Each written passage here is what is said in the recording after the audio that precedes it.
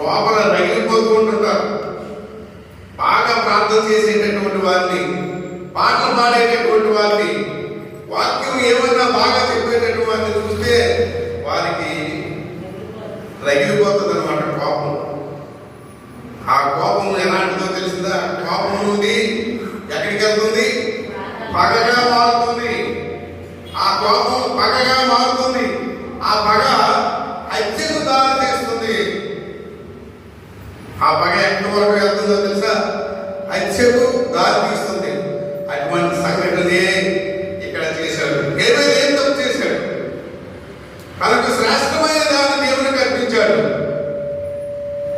తనకు శ్రేష్టమైనటువంటి కలిగినటువంటి దాన్ని దేవునికి అర్పించిన దాన్ని చూసి కయ్యను కోపగించుకొని ఉన్న సమయంలో దేవుడు ఏమని మాట్లాడుతున్నాడు? కయ్యను, ఎందుకు నీకు అంత కోపము?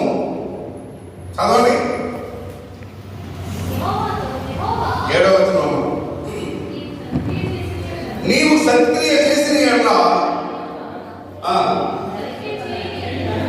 నీవు సత్క్రియ చేసిన ఎడల తల ఎత్తుకొనవా? నిజంగా నీవు మంచి పని చేసినట్లయితే తల ఎత్తుకునే బ్రతుకుతావు. నీవు చేసినటువంటి పని ఏమిటి?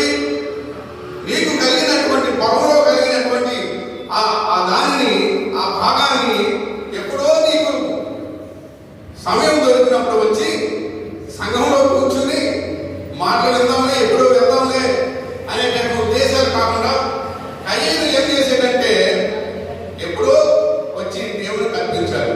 కాబట్టి దేవునికి అది అంగీకారమైనటువంటి దానిగా కనబడింది.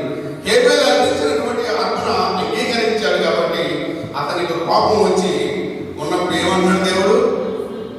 నీవు సత్క్రియ చేసిన ఎలా చదవమ్మా, తల ఎత్తుకుడువా చేయని ఎడల పాపము పొంచి నీ పాపము నీ లోగిట నీ ఎడల దానికి ఏం కలుగుతుందట? వాంఛ కలుగుతుంది. ఇదిగో నా బిడ్డ ఇక్కడ ఉన్నాడు, పర్లేదు, దొరికాడు నాకు, మొత్తం వీడి ద్వారా మొత్తం నాశనం చేసేయచ్చు, క్రైస్తత్వాన్ని కూడా అంతటి కూడా నాశనం చేయవచ్చు అని సాతానుడికి దొరుకుతాడు. అటువంటి సాతానుడికి దొరికినటువంటి ఒక మనుషుడు ఉన్నాడు. ఒకనొక టైంలో పూర్వకాలం